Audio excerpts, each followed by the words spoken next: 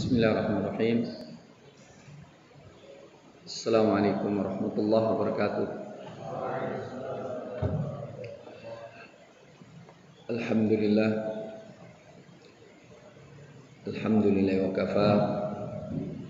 Wassalatu wassalamu ala nabiyil mujtaba wa ala alihi wa sahbihi ahli sidqi wal wafa wa ba'd. Hari ini kita akan bicara tentang usul tarbiyah. Masih bicara tentang tujuan pendidikan. Lalu kemarin tujuan pendidikan amaliyah secara individual. Lalu sekarang tujuan pendidikan dalam dua dimensi, pribadi dan umat. Ahdaf tarbiyah Islamiyah. Ini penting untuk kalian catat baik-baik sebagai ukuran daripada keberhasilan pendidikan kita. Kita harapkan ini salah satu keunikan pendidikan kita yang nanti bisa diambil oleh seluruh pondok di Indonesia dalam rangka menuju kemenangan Islam.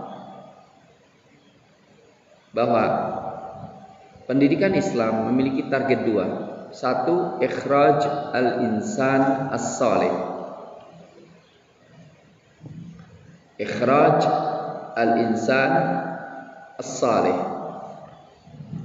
atau al-abdus salih. Mengeluarkan atau mencetak manusia yang saleh.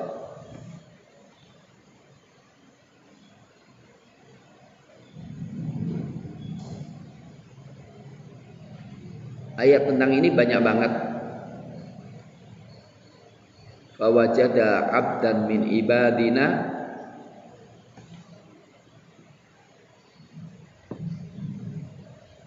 ya. Fawajada abdan min ibadina, hamba yang saleh. Innahu min ibadina sholihin. Coba kita lihat ketika kita bicara as-salih apa saja yang muncul.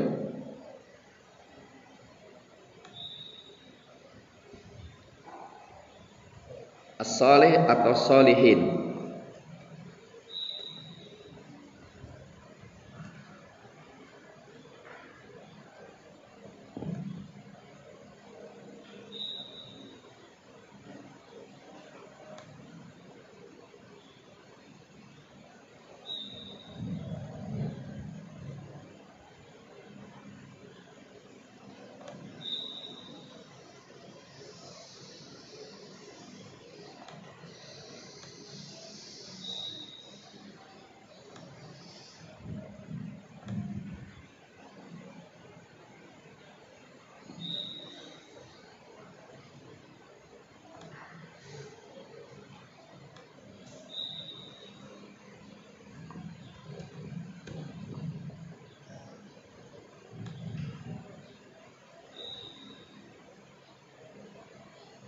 Kali ini saleh ya. Salihun atau salih.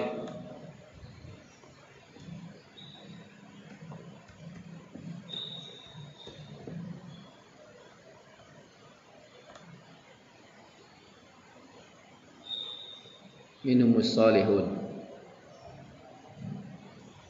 min ibadiyas salihin wa anna minnas salihuna wa minna dunak. Kelihatan as-salihin.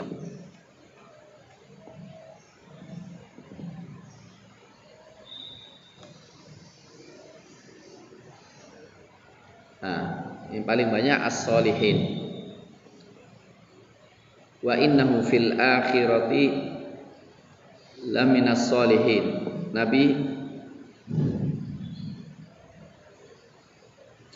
Nabi siapa? Nabi siapa? Ibrahim. Kemudian Nabi siapa? Nabi Yahya. musaddiqan bi kalimatin minallahi wa sayyidan wa hasura wa nabiyyan minas solihin.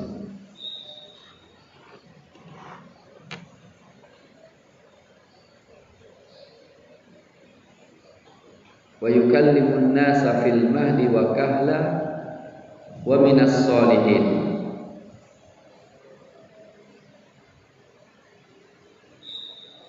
Nabi siapa? Isa. Wa yusari'una fil khairat wa ulaika minas solihin. Ahlul kitab yang masuk Islam dan banyak baca Quran, beramar ma'ruf munkar, bersegera dalam kebaikan.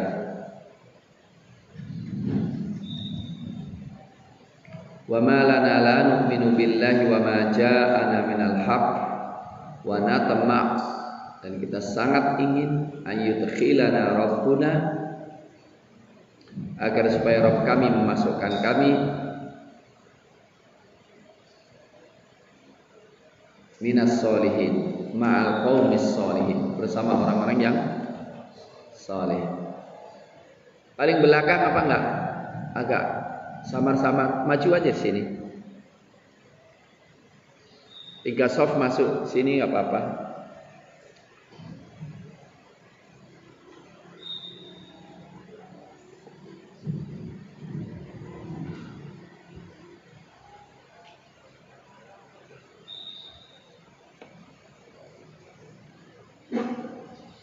Wa Zakaria wa Yahya wa Isa wa Ilyasa kullum minas solihin.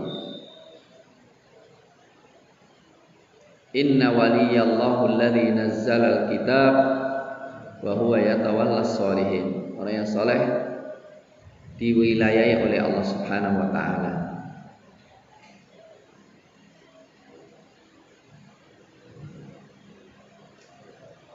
Wa atainahu fid dunya hasanah wa innahu fil akhirati laminas solihin. Wa adkhalnahu fi rahmatina innahu minas solihin. Nabi Lut.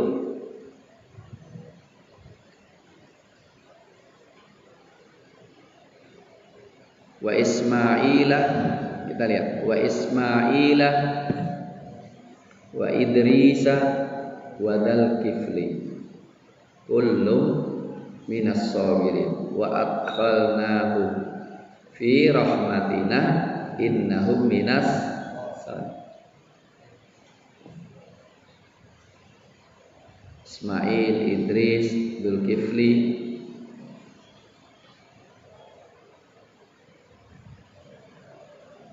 Nabi Sulaiman doanya apa?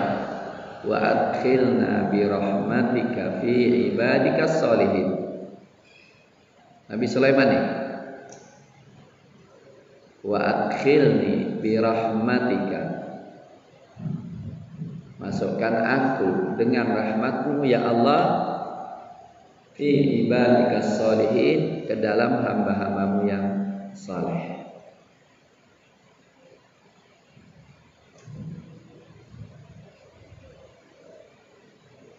Nabi Syuaib, satajiduni insyaallahu minas solihin.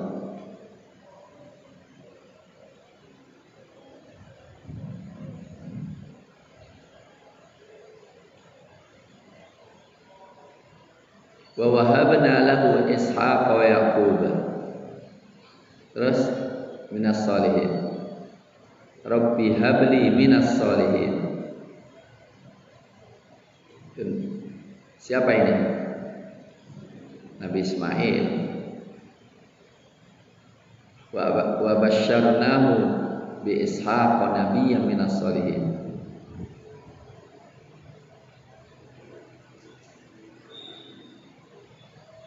Wajtabahu rabbuhu faja'alahu minas Nabi Yunus alaihi salam. Kalian tahu bagaimana kata-kata solihin disifati para nabi dan para rasul. Maka saya tinggal mulu-mulu aja dong. Kalian jadi orang soleh selesai. Setelah itu tambahi apa saja setelah soleh. Tapi yang penting soleh dulu. Pegang solehnya. Setelah itu pedagang yang soleh bagus, polisi soleh bagus, tentara soleh bagus, presiden yang soleh bagus gitu ya. Tapi solehnya dulu.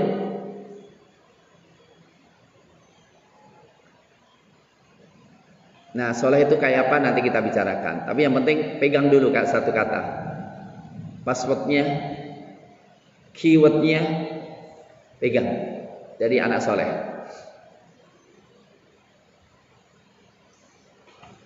Sebab kalau solehnya itu hilang, berarti enggak berhasil dalam pendidikan. Apapun kalian, tapi enggak soleh, enggak ada manfaatnya. Mau jadi dokter, mau jadi insinyur, mau presiden, mau menteri, enggak soleh, enggak masuk reken, benar.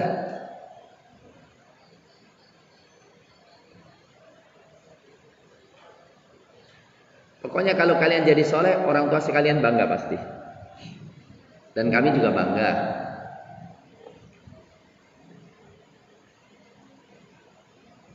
Nabi tertinggi aja mintanya jadi orang soleh. Nabi Muhammad, Nabi Ibrahim, Nabi Isa, Nabi Musa, semuanya sama.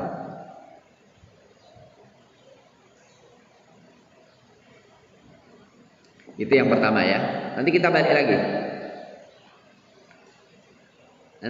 lagi. Apa itu soleh itu.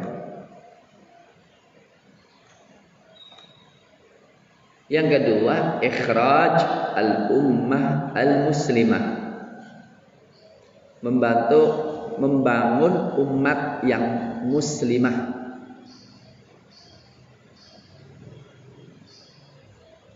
Coba dalilnya di mana? Ummatan muslimah. Dalilnya di mana?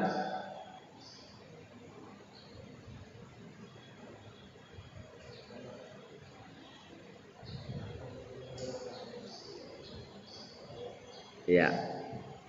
Rabbana taqabbal minna innaka antas samiul alim.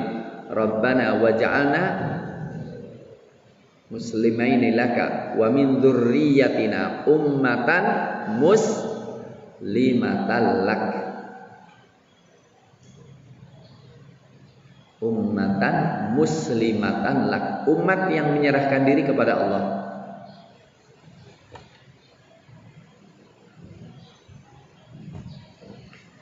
Jadi kita ingin dari pribadi-pribadi menjadi umat yang cikal bakalnya adalah Nabi Ibrahim dengan Nabi Ismail.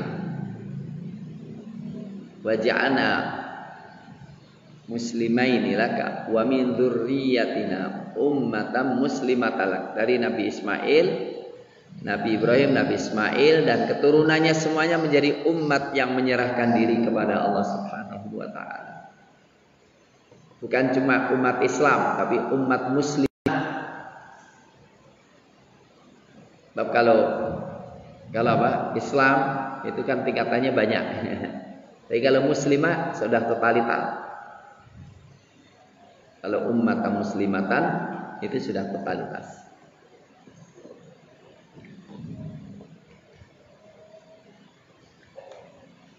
Nggak tahu berapa ayat, katanya satu ayat aja ya. Muslimatan.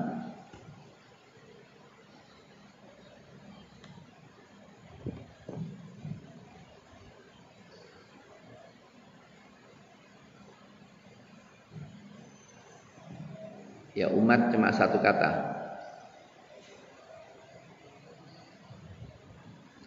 Baik. Jadi ini kunci. Namanya umat, ya harus ada imamnya. Ada imamahnya, ada kepemimpinannya, ada makmumnya, ada imamnya. Siap menjadi makmum yang baik dan menjadi imam yang baik dalam membangun ummatan muslimatan. Gak usah mulu-mulu, itu aja.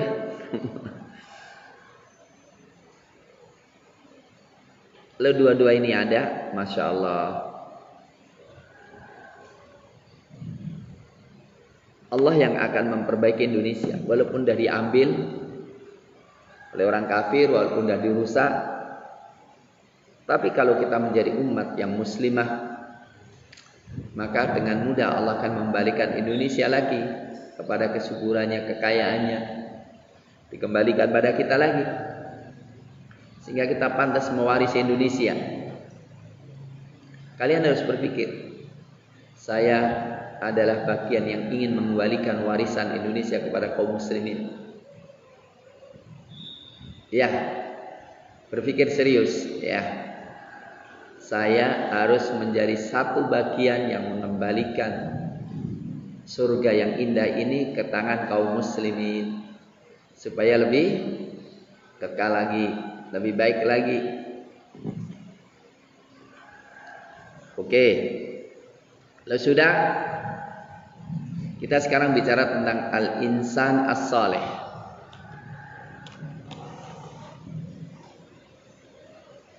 Apa al-insan as-saleh?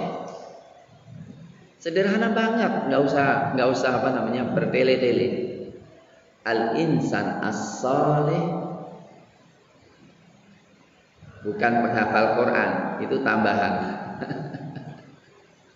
Perhatikan, bukan penghafal Quran, bukan pembaca kitab, itu tambahan, itu syarat, tapi bukan itu. Al-insan saleh adalah yang ya'malul amalas saleh. Insan saleh itu insan yang bisa beramal saleh. Kalau nggak beramal saleh, tidak menjadi insan saleh. Ngapalin Quran itu syarat atau sarana untuk jadi insan saleh. Baca kitab itu sarana untuk jadi insan saleh. Matematika, fisika, kimia itu sarana, bukan definisi insan saleh itu.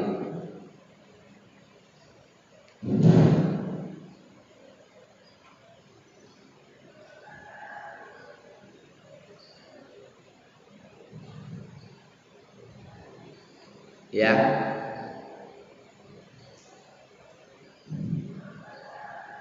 Jadi al-insan saleh adalah manusia yang terus-menerus yang menghiasi hidupnya untuk beramal yang saleh.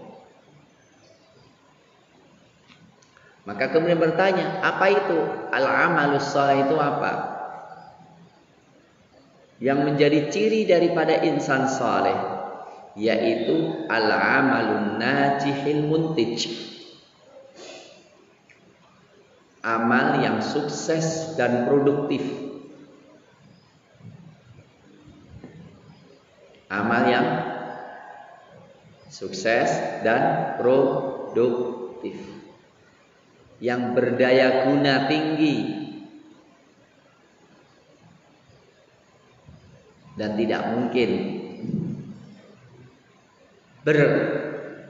berproduktif dan sukses kecuali mengikuti Nabi, mutabaah. Kuncinya adalah mutabaatul Rasul, mengikuti Rasulullah. Maka amalan yang teliti, amalan yang rapi, itqan, ya, yang teliti, yang rapi, yang kontinu.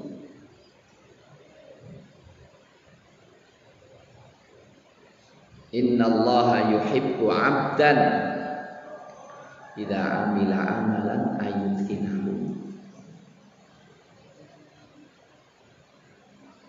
Sesungguhnya Allah mencintai seseorang kalau beramal itu teliti, rapi.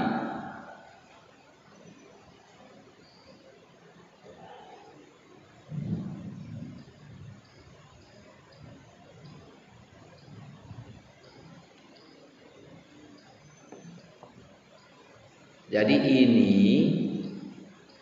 bisa kita beginikan. Amal soleh itu apa? Amal yang didasarkan atas mutaba'atul Rasul. Indikatornya adalah amal itu sukses dan produktif. Oke, yang mutaba'ah nggak saya sebut karena udah paham ya.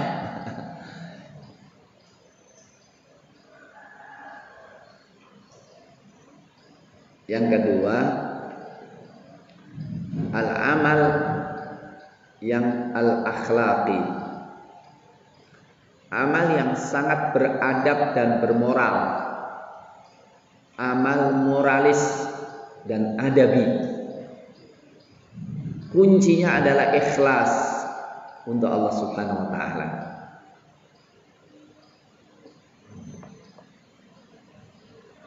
Oke, kalau kalian mau ditambah, kita tinggal tambah di sini.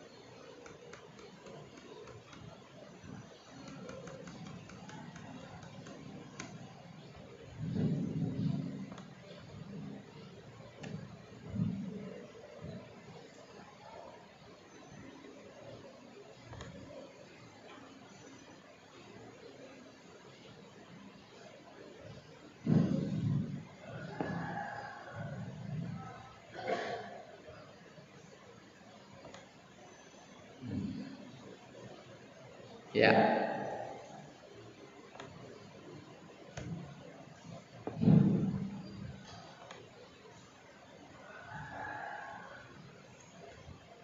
Ini juga kita sebutkan ya.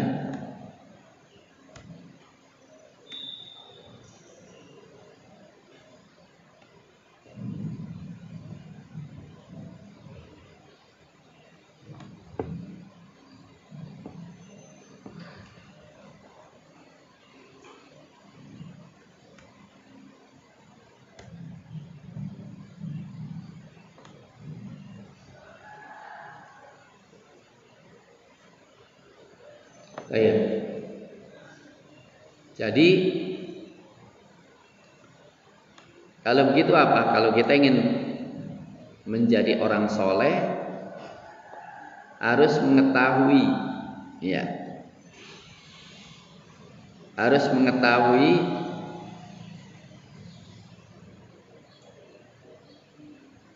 sunnahnya Nabi Shallallahu Alaihi Wasallam dalam seluruh dimensinya, agar supaya ya bisa meneladani Rasulullah Sallallahu Alaihi Wasallam. Cirinya Nabi itu rapi dalam kerjanya, ya, rapi dalam kerjanya. Yang kedua adalah al-amal akhlaqi, amal yang moralis. Yang memandang baik itu Allah, bukan kita. Dan Allah melihat amalan yang baik itu kalau ikhlas. Ikhlas itu pasti baik kan? Karena ikhlas itu hanya mengharap pahala Allah. Dan pahala Allah itu terbaik, maka amalannya terbaik. Gak pede dong kita minta pahala baik, tapi amalan kita gak terbaik. Sehingga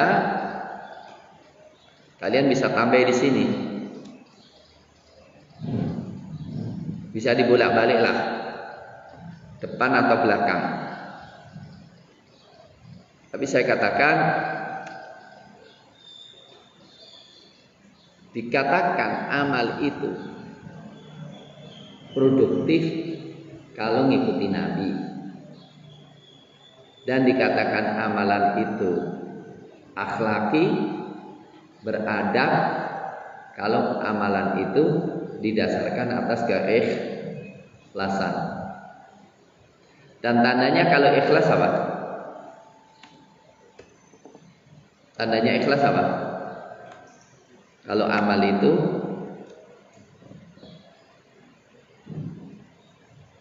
produktif, terbaik, istiqomah.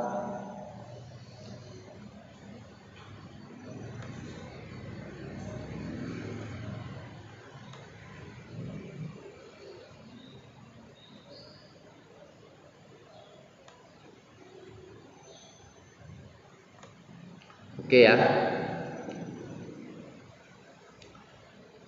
Nah, sekarang kita ingin melihat bagaimana caranya membangun amal soleh ini. Bagaimana amalan kita itu produktif dan bagaimana amalan kita moralis. Atau bagaimana amalan itu lahir gitu sebetulnya ya. Anatomi, kita bicara tentang anatomi amal soleh.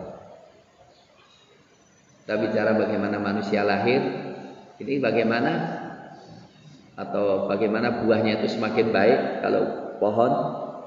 Sekarang kita bicara tentang bagaimana kita melahirkan amal-amal soleh. Tapi sebelumnya saya ingin menyatakan dulu ruang lingkup daripada amal soleh. Ruang lingkup daripada amal soleh. Syumuliyatul amal as-soleh.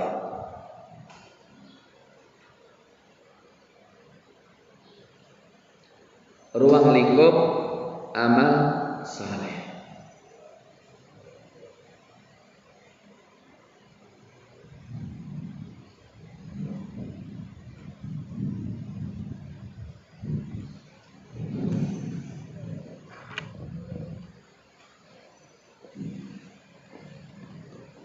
Amal soleh itu ada 3 dimensi. Pertama, amal yang isinya ta'amul sama Allah, interaksi kepada Allah, yang melahirkan al-amalat dini soleh, amal religiuitas yang soleh. Semua amalan yang menyebabkan hubungan kita kepada Allah semakin baik, semakin dekat, maka itu termasuk amal soleh religi. Yang baca Quran, yang tartil. Saya ingatkan yang baca Quran kalian harus tartil baik ya. Jangan hanya sekedar hafal tapi bacanya ketika dimakan semuanya hurufnya.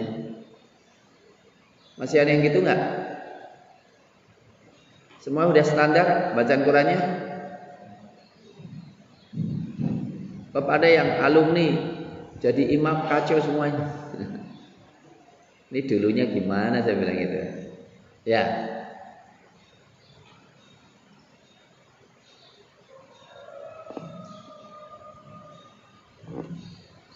Jadi sholat, berzikir, bersolat kepada Nabi, munajat kepada Nabi, bertasbih. Ini amal saleh ad-dini. Ta'amul kita kepada Allah termasuk tawakal, ikhlas, inabah, bertaubat. Ini amal saleh ad-dini.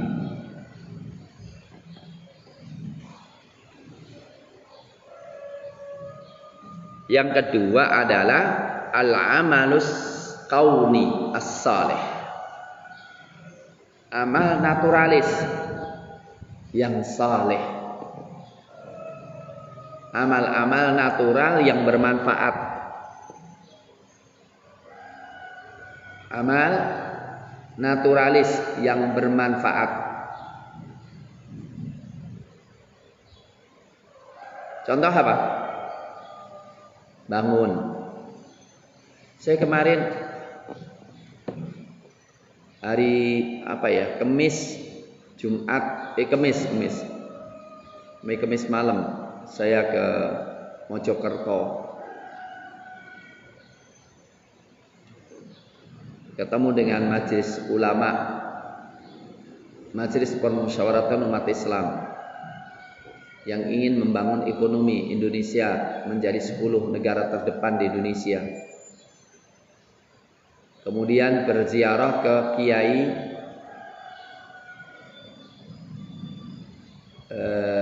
Pondok Pesantren Riyadul Jannah. Bagus banget. Jadi Kiai siapa namanya? Rahmat siapa namanya? Lupa saya. Istrinya 4 ya. Istrinya 4 kamar-kamar gitu. Jadi kita ditemui ruang tamu itu atasnya untuk istri-istrinya, bawah untuk tamu, banyak banget kamar-kamarnya. Asyahid, dia sering bicara tentang ekonomi. Jadi produksi sendiri. Binatang ternak dia produksi, kemudian bekerja sama dengan perhutani untuk mengelola, dapat kerjasama itu 1 juta hektar.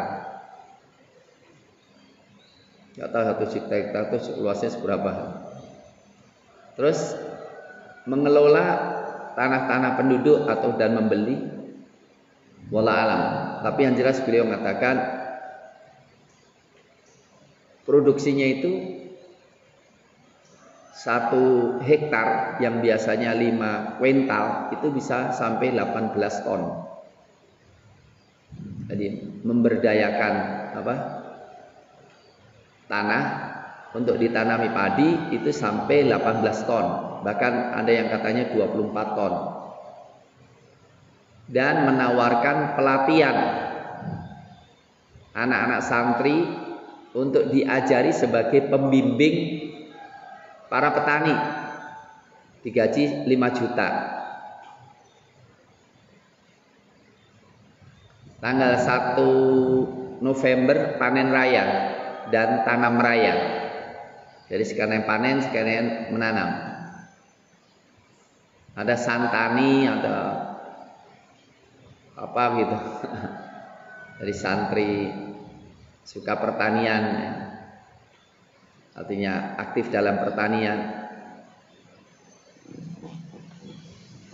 Kemudian bergerak terus dalam masalah keuangan. Jadi kalau pembayaran elektronika itu loh, dia mengelola pembayaran elektronika.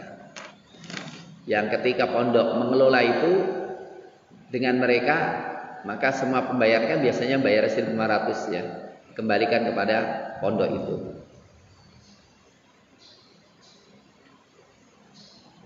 Maka berusaha untuk karena apa yang ke depan ini sebetulnya sudah ada ancaman berat terhadap krisis pangan.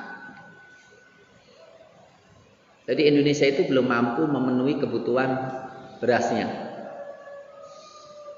Masih impor dari Thailand. Dan suatu saat semuanya krisis. Maka bagaimana kemudian punya kemandirian itu? Yaitu mengelola pertanian yang sangat luas sekali, dan beliau siap untuk diundang kemari, kiainya itu.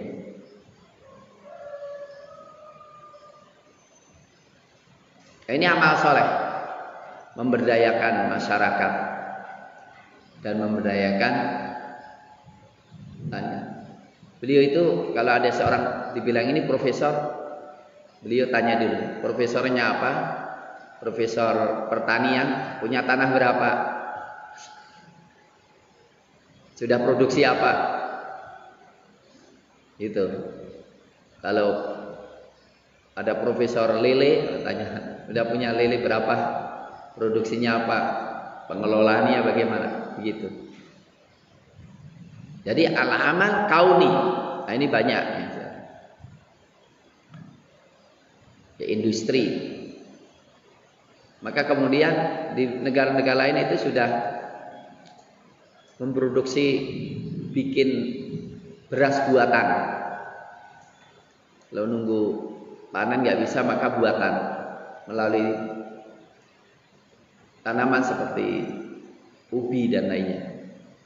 Itu negara-negara lain sudah. Dan negara lain itu ada yang cuma 1 pil itu cukup mewakili makan 3 kali. 1 pil.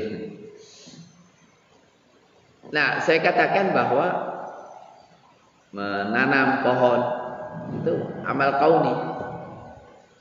Ma gharasa muslimun gharsatan, ma zara'a muslimun zara'an fa akalahu tayrun au insanun au bahimatun illa kana lahu shadaqah. Tidaklah seseorang menanam satu tanaman, kemudian tanaman itu dimakan oleh burung, oleh manusia, oleh binatang, kecuali baginya sedekah.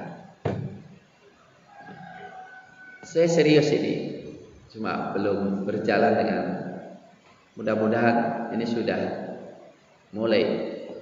Ustaz Mukhlis saya tugasi untuk bikin laborat alam. Maka saya punya keinginan pondok ini punya sawah di mana-mana.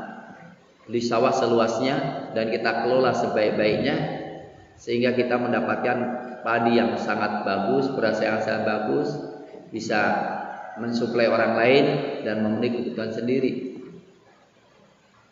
Termasuk juga perikanan gitu. Maka tahun ini saya dipaksa untuk membuka pondok kelanjutan mulazamah. Santrinya ditemani kambing, ditemani ayam, sehingga diharapkan bisa tahu bagaimana produksi telur organik, ayam organik, beras organik, begitu. Tahun ini sudah harus, tahun depan ini udah mulai. Ya. Dengan bangunan yang sederhana dulu, 2 tahun berikutnya sudah terbeli tanah 2 hektar, 3 hektar kita buka. Yang muridnya cuma 20 tapi SMA sudah tahu bagaimana cara kerja yang baik. Selain 30 juz harus dihafal. Ini kita nunggu santri yang lulus untuk mau bekerja sama. Maka kan bagus dari antara kalian udahlah, nggak ngelanjutkin dulu, pegang pondok. Begitu baru ya.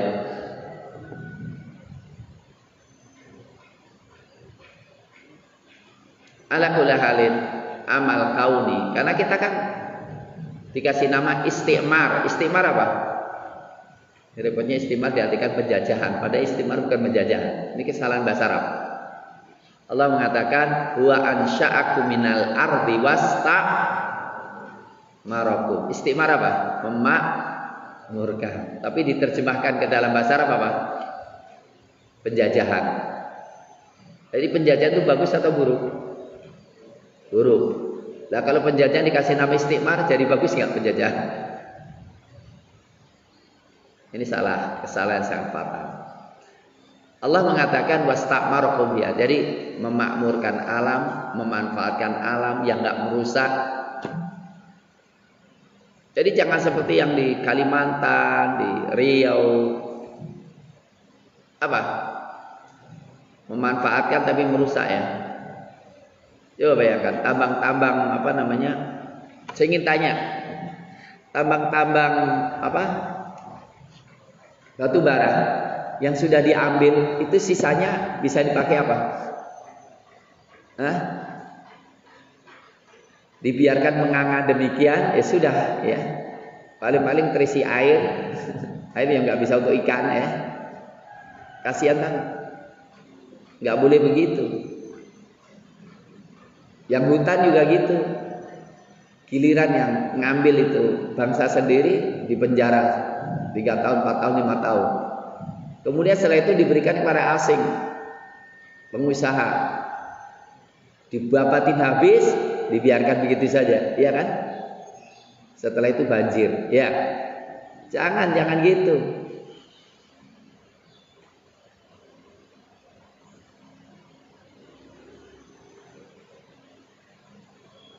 Jadi amal kaunis salih, membangun, merapikan, memberdayakan.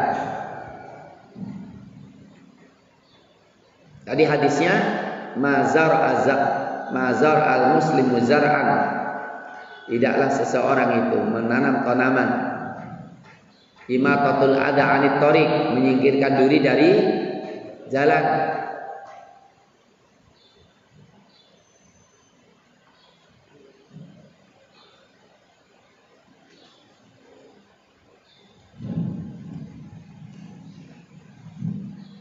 Ini santrinya ini ada yang ikut nggak ini? Yang online. Masih berapa, 5 ya? 3. Nggak tahu 3 itu lihat nggak ini? Ngikuti pelajaran nggak ini?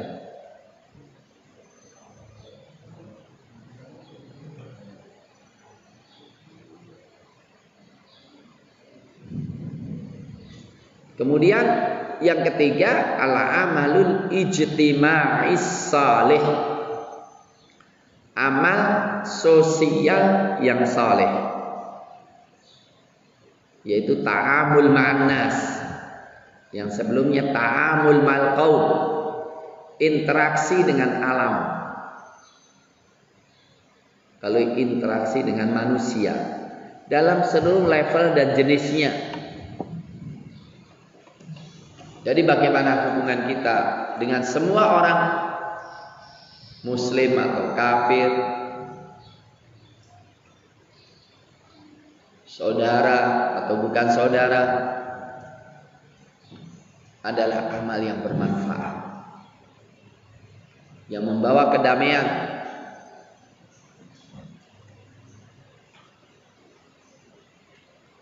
Sederhana saja, ukurannya gampang ya. Berapa banyak orang yang kalian kenal dan mendapatkan manfaat dari diri kalian?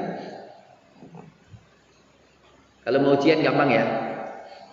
Tolong bikin list siapa yang kalian kenal dan manfaat apa yang pernah Anda berikan kepadanya. Sederhana kan? Iya. Kalian bikin list nama-nama orang-orang, hubungannya apa, dan apa yang telah mereka ambil manfaat dari diri kalian. Itu ukuran soleh atau tidak. Gampang? Si fulan, paman, apa manfaatnya? Pernah, alhamdulillah, nganter ke pasar. Fulan, siapa? Adik, apa? Mencarikan obat, kayak gitu kan. Seluas hubungan dan seluas manfaat, itulah amal saleh.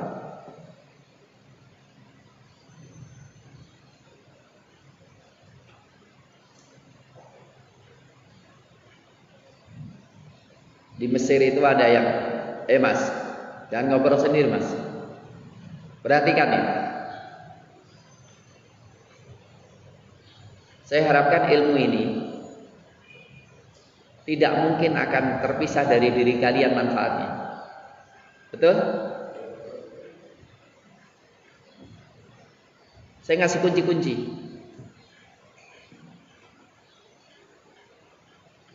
Buat apa sih kita kaya, tapi minim orang yang merasakan manfaat dari kita? Gak ada gunanya, benar? Apa gunanya ilmunya tinggi sampai doktor, tapi tidak bisa memberikan manfaat terhadap alam? Gak banyak orang yang sampai doktor apa? IPB, pertanian. Hasilnya apa? Ngomong dengan petani, nggak usah nanam kedelai, rugi kita. Maksudnya apa? Dia belajar ke barat, dididik oleh para profesornya. Indonesia tidak perlu nanam kedelai, beli aja dari luar negeri. Artinya apa? Supaya Indonesia tergantung pada luar negeri. Dokter kok gitu itu gimana? Ada terjadi. Maka dibantah sama Ustadz Iqbal Muhaimin, enggak, kami menanam kedelai ternyata hasilnya jauh lebih bagus. Yang ada sekarang, Indonesia itu sekarang ini, bayangkan, semuanya masih tergantung luar negeri. Padahal Indonesia lebih luas, lebih subur dibandingkan luar negeri. Beras masih luar negeri, padahal Indonesia lebih luas. Ikan ngambil luar negeri, padahal semua orang luar negeri nyurinya dari Indonesia. Buah-buahan hampir semuanya dari luar negeri, padahal Indonesia banyak.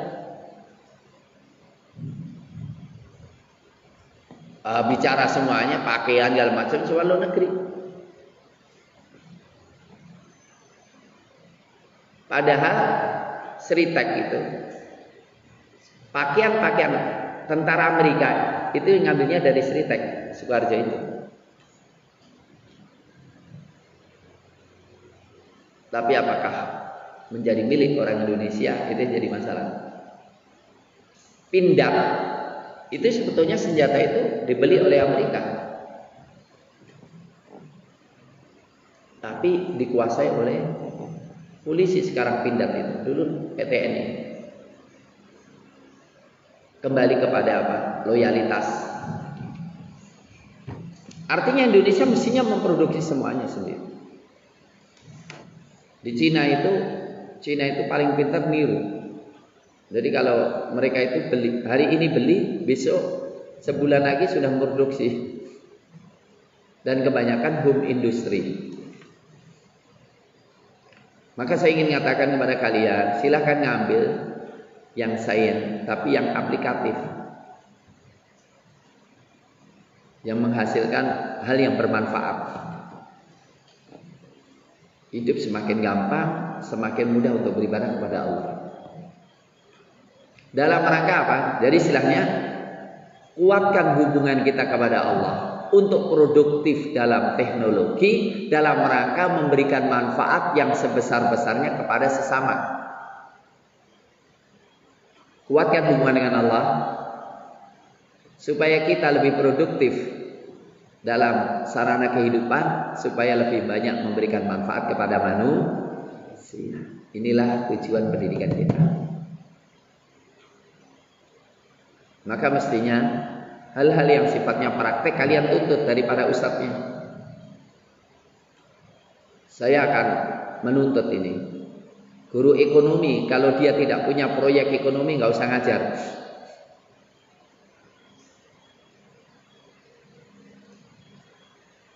Guru sosial, sosiologi harus punya apa? Konsep social engineering, lembaga dakwah, lembaga apa? Pengarahan kepada masyarakat. Maka PPKN apa PPKN? Bagaimana mendesain supaya kekuasaan itu kita serahkan kepada orang yang amanah. Bagaimana Indonesia ini bisa maju? Karena hukumnya itu jelas-jelas benar, yaitu hukum yang datang dari Allah. Itu baru itu. Benar nggak? Maka saya minta Dr. Hakimuddin Salim untuk ngajar. Ya, guru PKN katanya nggak bisa. Udah, sekarang guru PKN yang ngajar adalah ahli syariah yang tahu bagaimana mendesain negara ini menjadi negara yang baik. Mudah-mudahan pekan depan sudah bisa ngajar karena baru pulang dari Saudi.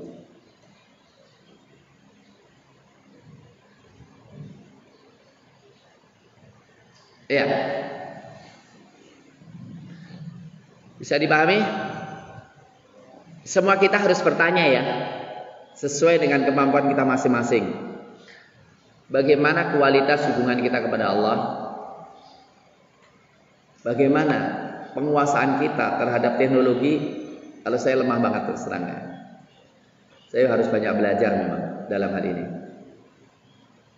Kemudian bagaimana kita berinteraksi sosial kepada manusia. Di antaranya kalau kita bagaimana kita itu menciptakan lapangan pekerjaan seluas-luasnya. Kalau kalian doa, haram kalian doa, ya Allah jadikanlah aku pegawai di perusahaan yang terdepan. Itu namanya doa jiwa jongos. Kalau kalian doa jangan gitu ya. Ya Allah jadikanlah saya pandai sehingga jadi pegawai negeri. Itu terlalu rendahan itu kalian itu. Betul? Kita itu jangan doanya doa yang ecek-ecek gitu loh. Doa, ya Allah, jadikanlah saya orang yang mampu membuka perusahaan, lembaga sosial, pendidikan yang menampung jutaan orang untuk saya berdayakan. Begitu, betul nggak?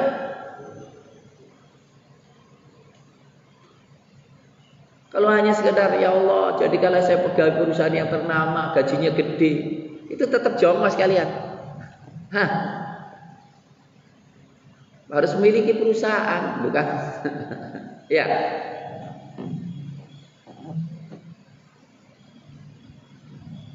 Ya, kalaupun kalian tanya sama saya, ya saya belum mampu ke situ. Punya keinginan aja, minimal santri saya ada yang gitu ya. Ya, saya baru buka beberapa perusahaan, tapi ya belum berhasil secara total. Tapi lumayan udah, alhamdulillah. Saya ada Hanan, penerbitan Quran, ya lumayan alhamdulillah sudah 10 tahun juga. Ada Indifa 10 tahun. Tapi ya belum ini. Saya ingin yang luas. Tapi memang apa ya istilahnya, manusia itu dikasih rizki, kemampuan beramal seperti kemampuan mendapatkan rizki. Ya macam-macam lah gitu kan. Ada yang pintunya bisa bukan perluasan, ada yang pintunya merintis pendidikan gitu kan. Mari kita lihat contoh-contoh amal soleh.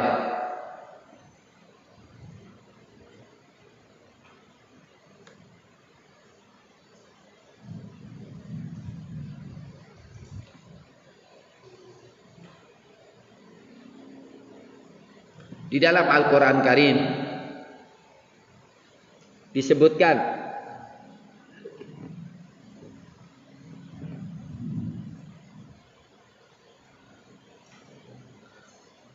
contoh-contoh amal soleh. Innal ladina amanu wa hajaru wa jahadu bi amwalihim wa anfusihim fi sabilillah walladzina awaw wa nasaru ulaika ba'dhum awliya ba'dhin. Ini amal siasi politik. Jadi politik itu membuat masyarakat itu bersatu, memiliki misi yang baik, ya. Sesungguhnya orang yang beriman, berhijrah, berjihad dengan harta dan jiwa mereka di jalan Allah. Mereka orang-orang yang merengkuh, menolong sebagian mereka sebagai pemimpin, kekasih sebagian yang lainnya. Ini amal siasi. Terakhir kali kata Allah, wallahu bima ta'maluna basir. Merekatkan umat itu amal soleh. Kemudian al-amalu zirai, amal pertanian. Liyakulu min samarihi wa ma amilathu aidihim afala yashkurun. Supaya mereka makan dari buahnya dan apa yang dikerjakan oleh tangan mereka, afala yashkurun, apakah mereka tidak bersyukur?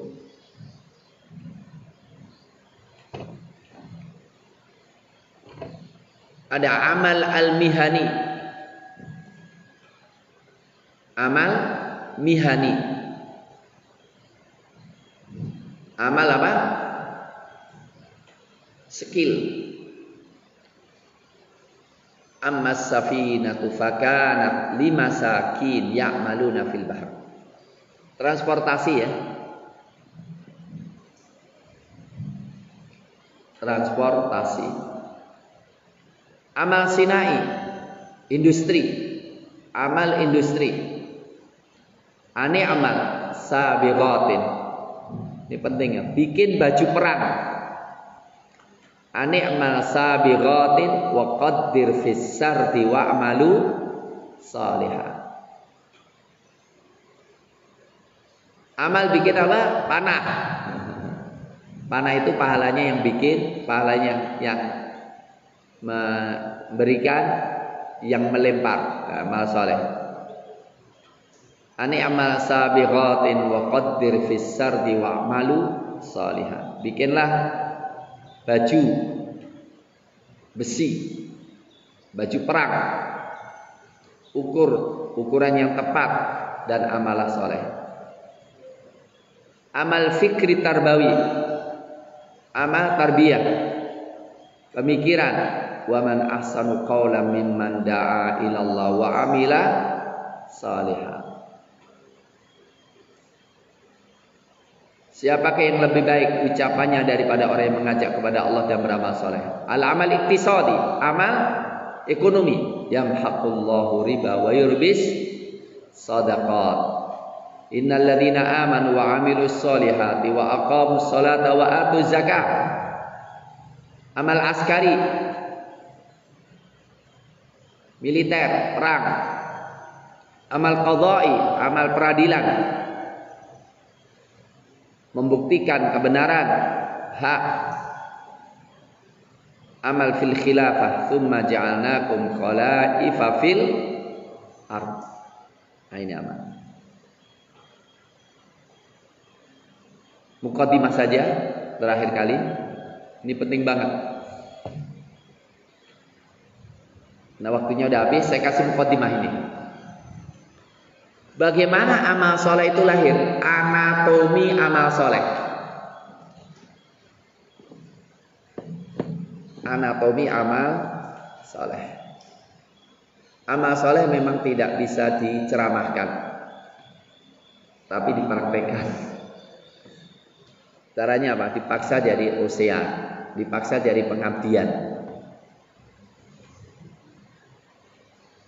Jadi dipaksa semua yang lulus nggak boleh kuliah kecuali setelah setahun. Itu nanti jadi amal soleh, itu benar nggak? Dipaksa gitu ya. Kan lebih baik dipaksa masuk surga daripada dirayu masuk neraka. Ya.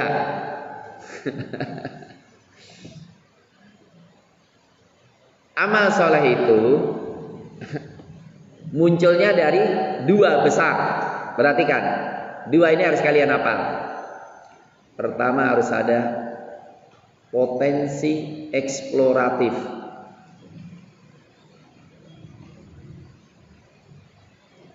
Qudrah taskhiriyah. Qudrah taskhiriyah. Sakhara, disakhiru, menundukkan. Jadi harus memiliki kemampuan apa? Eksploratif.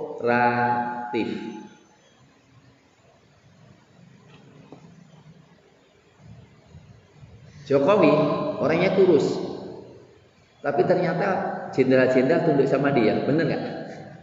Hah? Berarti ini kemampuan eksploratif. Tapi sayangnya, kenapa Jokowi bisa, kita nggak bisa? Ya nggak? Ini dari kemampuan mengeksplor potensi orang lain atau mengeksplor kekuatan alam. Jadi kalian harus bisa memiliki kekuatan memanfaatkan, memberdayakan itu.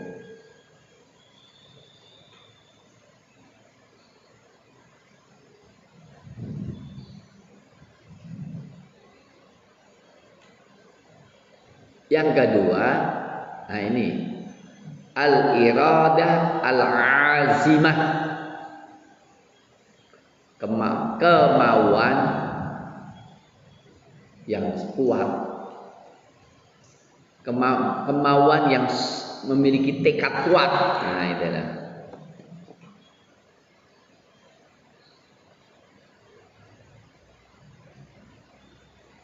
Orang punya kemampuan tapi nggak memiliki kemauan, jadi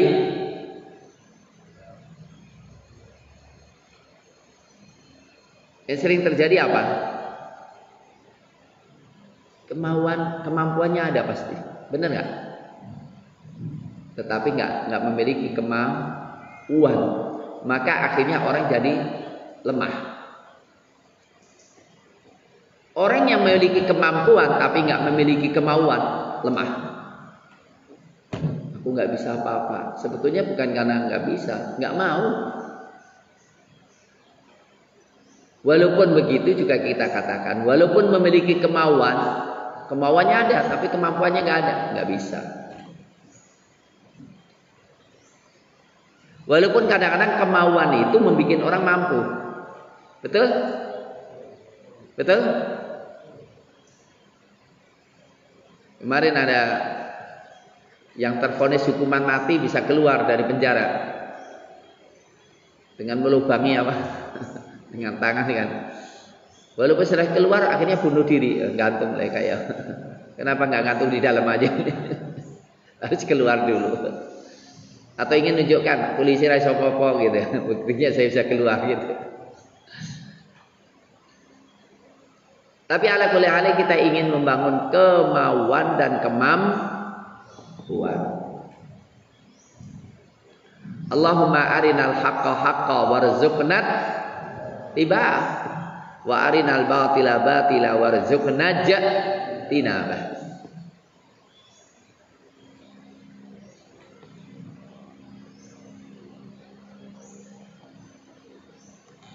Maka kita minta memiliki kemampuan, jangan ajiz. Allahumma inna a'udzubika minal ajzi wal kasal. Ajzi wal kasal itu mewakili dua-duanya ya. Al ajiz mewakili apa? Inferior, nggak tahu, nggak bisa apa-apa. Al kasal nggak memiliki kemauan. Orang malas itu berarti nggak ingin memiliki kemauan kan? Ingat, hilangkan malas, semangat berarti memiliki kemauan. Kenapa orang yang menghafali Quran sebagian cepat banget dan kuat? Karena memiliki kemauan.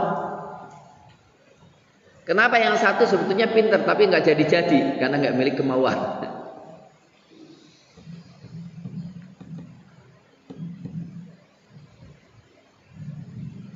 Nggak apa-apa, nanti kita ulang lagi, tapi saya bacakan aja.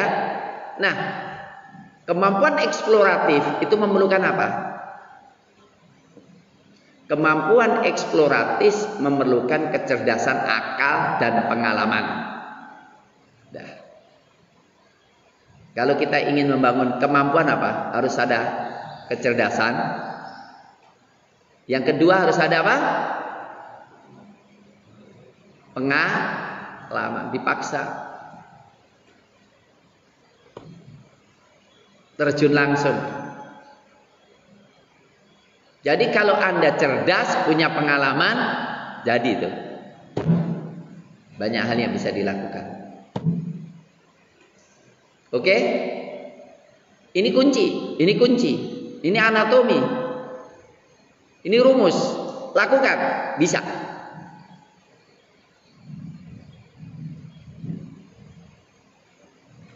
Yang kedua, iradah azimah. Kemauan baja. Ini harus cerdas juga. Yang kedua, idealis. Perhatikan. Jadi tambahnya apa? Seakan-akan 3. Idealis, pengalaman, dan kecerdasan. Bisa dipahami? Apa? Kecerdasan plus pengalaman melahirkan eksploratif. Kecerdasan plus idealis melahirkan kemauan. Ingat, ini penting. Karena apa? Ada orang yang sudah usianya 50 tahun, 60 tahun inferior, nggak punya semangat apa, karena nggak memiliki idealis. Betul? Ingat, bangunlah pada diri kita kecerdasan. Yang kedua, pengalaman. Yang ketiga, idealis. Kalau kita memiliki ini, lahirlah amal soleh yang sangat banyak. Maka pengalaman juga harus bermacam-macam, bukan pengalaman dalam sholat saja, pengalaman menanam. Katanya pekan depan baru mau panen ya, panen apa? Panen semangka. Ya. Ustaz Mukhlis kemarin pamer menunjukkan semangka yang akan kita panen pekan depan. Gak apa-apa lah untuk kali ini pertama semangka, besok buah-buah yang lainnya. Ya. Begitu. Kelihatannya waktunya sudah.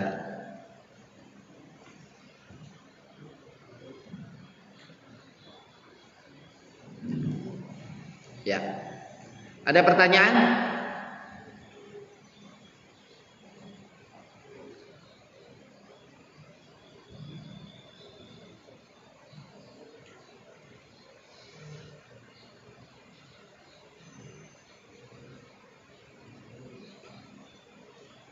Ada pertanyaan? Baik, siapa di antara kalian yang memiliki pengalaman diniyah, kauniyah, istimaiyah yang murabbiyah?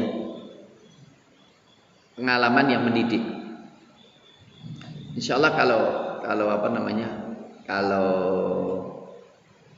pengalaman religi banyak. Tapi ingin saya tanya, pengalaman sosial yang menarik.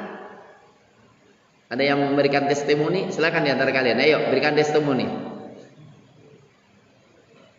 Pengalaman membangun hubungan.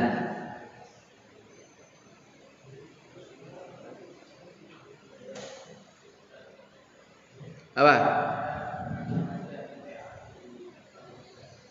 PPA kamu sebelah. Alhamdulillah. Berapa lama?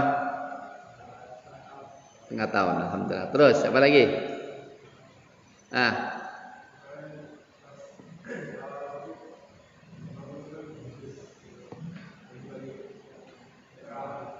Bagi-bagi apa? Sembako. Alhamdulillah. Terus.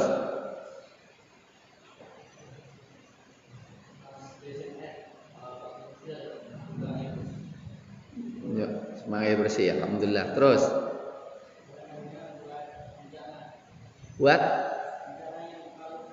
Oh, Palu. Kemarin ke Palu, Masya Allah. Dana. Ya, terus. Apa lagi? Ya, apa? Daging kurban. Ya, terus.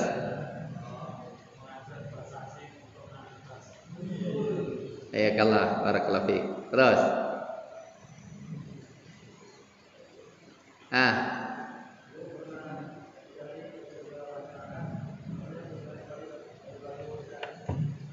Bantu apa?